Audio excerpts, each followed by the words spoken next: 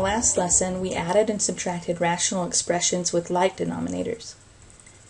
In this section, we'll learn how to add and subtract rational expressions when the denominators are not the same. The first thing that we'll have to do is learn how to find the least common multiple. Let's define what a least common multiple is. For instance, if I have the numbers 6 and 8, I can write out the multiples of those numbers. 6, 12, 18, 24, 30, 36, 42, 48, and so on. I can write out the multiples of 8. 8, 16, 24, 32, 40, 48, and so on. Now, if you look at the common multiples, they have 24 in common, they have 48 in common, and they'll have infinitely many common multiples as we go out this way. Now the smallest of those, or the least of those, is 24. So the smallest number that 6 and 8 will both go into is 24. Kind of a humorous application where least common multiples could be used are the example of hot dogs and hot dog buns. Hot dogs often come 10 to a pack and buns come 8 to a pack. So the question here would be, what is the least number of hot dogs and buns you could buy and still use every hot dog and bun in the pack? So if we find 8 and 10, we don't just multiply those together, we'd have 80 hot dogs. What is the smallest multiple they have in common?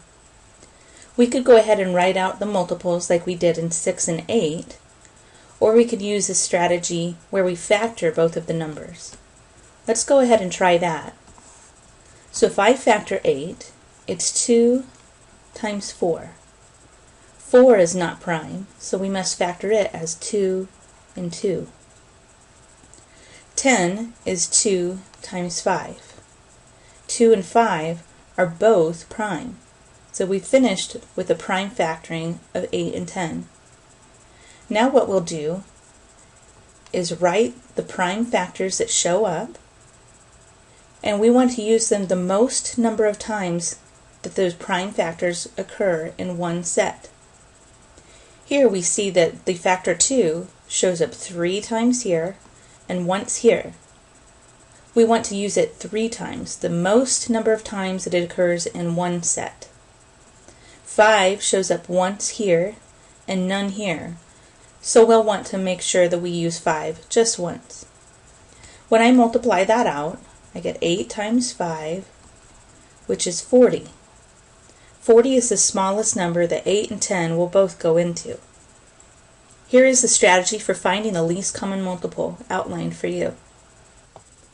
Let's go ahead and practice some more. If I have the numbers 4 and 6, I'll find the prime factorization of those numbers. 4 is 2 times 2, 6 is 2 times 3.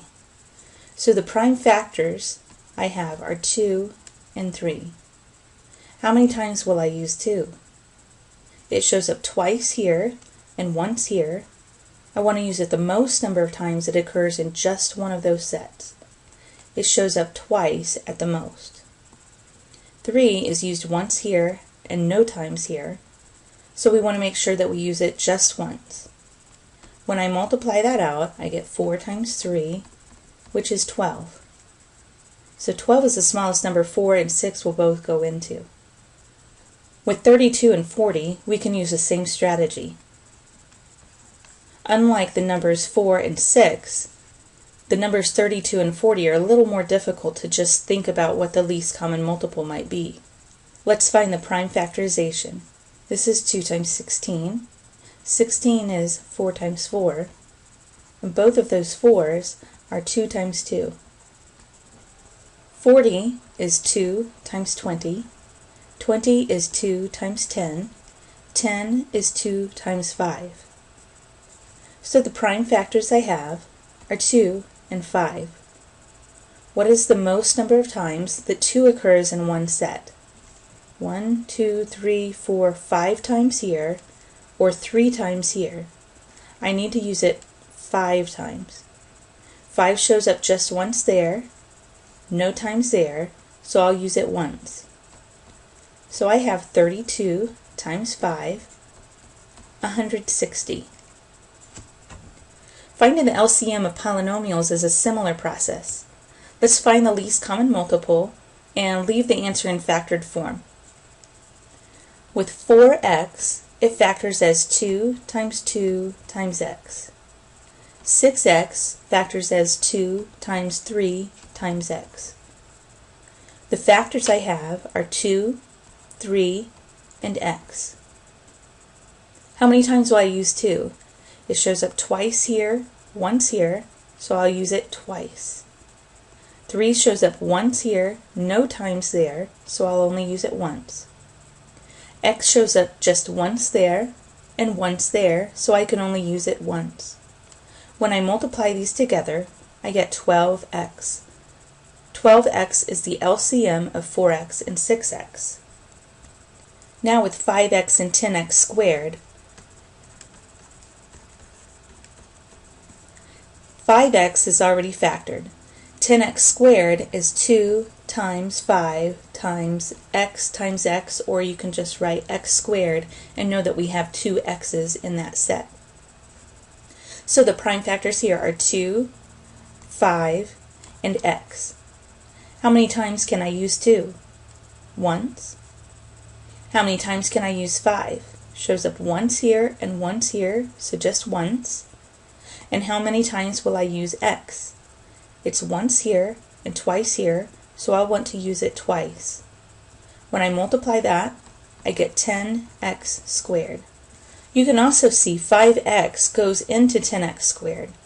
10x squared goes into itself, so 10x squared is the LCM.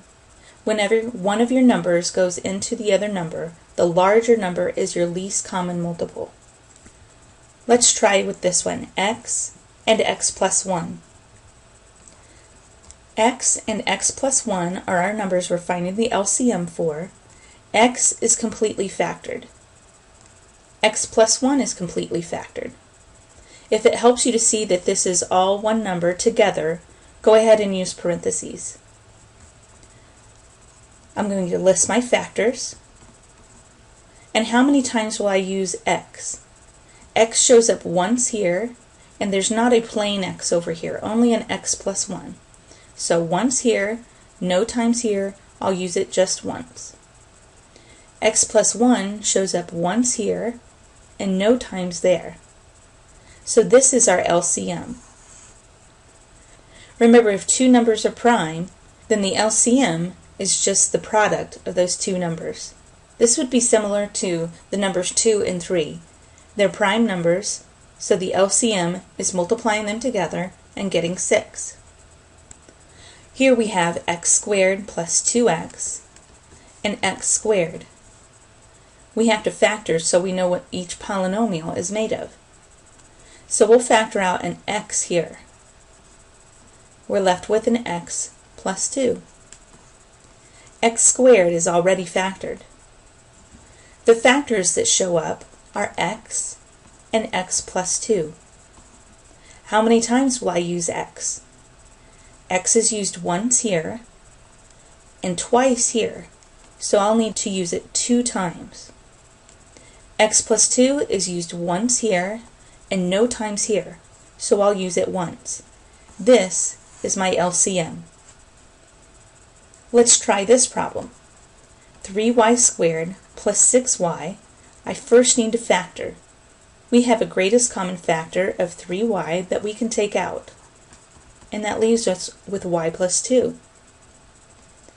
With 3y cubed plus 3y squared minus 6y, I also have a greatest common factor of 3y that I can pull out of that trinomial. That leaves me with a y squared plus y minus 2. Now does this factor? Yes, it factors as 3y times y plus 2 times y minus 1. Now let's go ahead and list our factors. How many times is 3 used? Once here and once here, we can only use it once. Y is shown here once and once, we can only use it one time. Y plus 2 shows ones and ones. We can only use it one time. Y minus 1 shows up once here and no times here, so we'll use it once. This is the LCM of those two polynomials. Now let's diverge to rewriting rational expressions so that we have a desired denominator. For example, if we have a fraction 1/4, but we want the denominator to be 8, we would change it to be 2/8. How do we do this? Let's say we have 5/7, and we want to rewrite this so that the denominator is 21. How did 7 become 21? It became 21 because we multiplied it by 3. But if we multiply the bottom by 3, we also have to multiply the top by 3. That way, we're multiplying by 3/3, which is just multiplying the fraction by 1. It will not change the value of that fraction. So 3 times 7 is 21. 3 times 5 is 15. Now you can see that this will not change the value of your fraction. You can grab your calculator and put in there 15 divided by 21, and you get this decimal. If we take 5 divided by 7, you get the same decimal. 2x over x plus 1, but we want the denominator to be x squared plus 2x plus 1. So let's see what we have here. First, if we want to know what this is made of, wouldn't we have to factor it? It factors as x plus 1 times x plus 1. How did we turn x plus 1 into x plus 1, x plus 1? We multiply to n another x plus 1. So we have to multiply the top by x plus 1 as well. So we can keep this in factored form, and that is your fraction. Now let's get into adding and subtracting rational expressions that have different denominators. Simplify this expression, write your answer in lowest terms, but we're allowed to leave it in factored form in the end. If I have denominators of 3x and 4x, I have to find the LCM. It's easy enough to see it will be 12x. If you're not sure of this, we can always come to the side and find the prime factorization of those and use the LCM strategy that we had. We have 2, we have 3, and we have x. 2 shows up twice, 3 shows up once, x shows up once here and once here. We can only use it once. So when we multiply that, we have 12x, the LCM. Now my job is to turn 1 over 3x plus 3 over 4x into denominators of 12x. How do I do that? Here, I would just multiply by 4 over 4, because that turns the denominator into 12x. So I multiply 4 times 1, and I get 4 on the top. Here, if I would multiply by just 3 over 3, I would get 12x on the bottom, and I'd get a 9 on the top. Now that I have common denominators, I can go ahead and combine those. 4 plus 9 over 12x. And 4 plus 9 is 13 over 12x. That is the most simplified form of the answer, so we can go on to our next problem. Here we have different denominators, n minus 1 and n plus 1. Do you agree that n minus 1 and n plus 1 are already factored? So the LCM will be the product of n minus 1 and plus 1.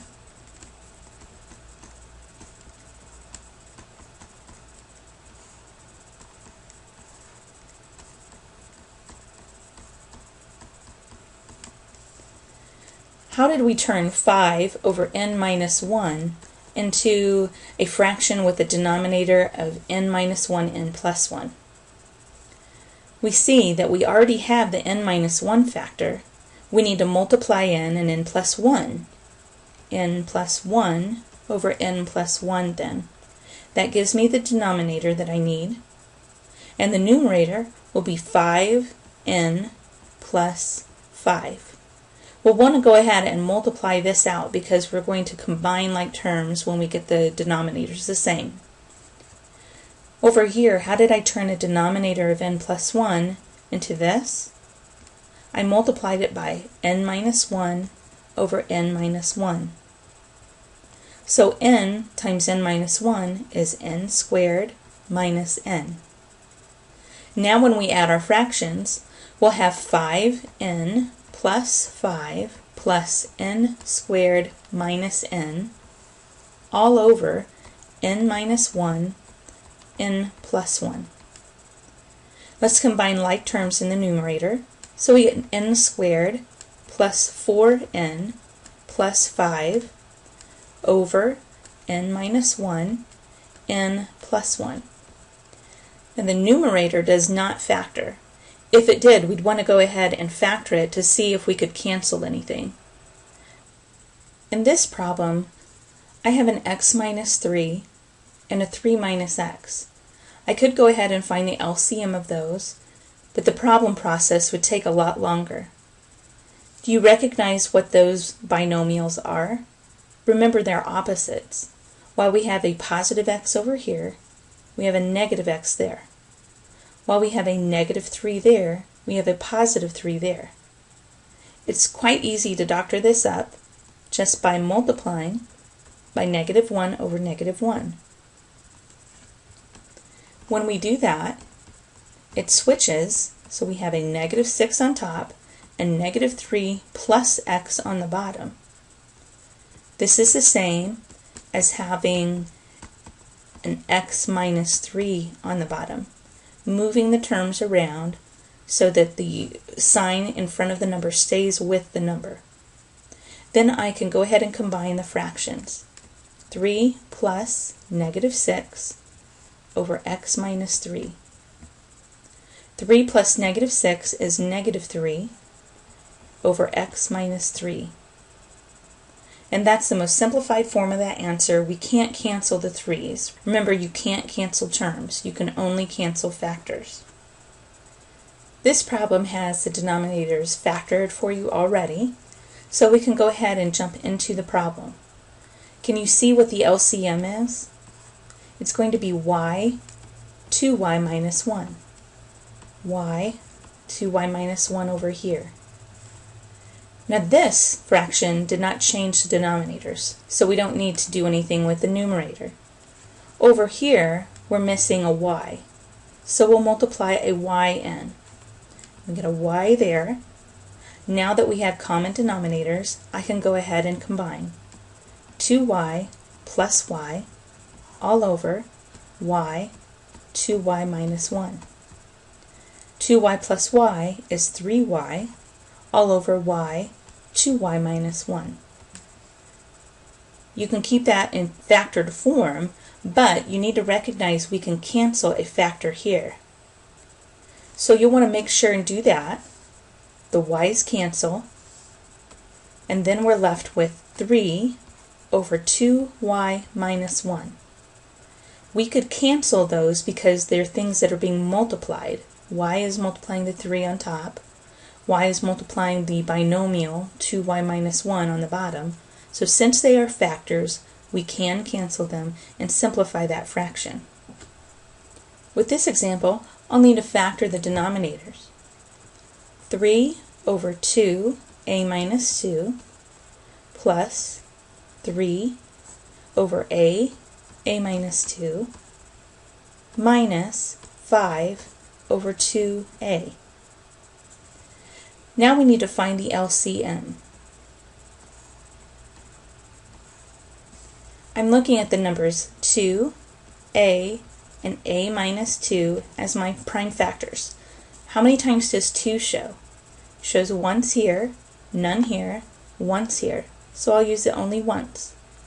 A shows up no times here, once here, once here. I'll use it once. A minus 2 shows once, and no times. I'll use it one time. So 2a, a minus 2, is going to be my least common denominator. Now, looking at this fraction, how did I get the denominator to turn into 2a, a minus 2? It looks like it's missing the factor a. So we can multiply that factor n on top and bottom, and it makes the numerator 3a. Looking at this denominator, it's missing a 2.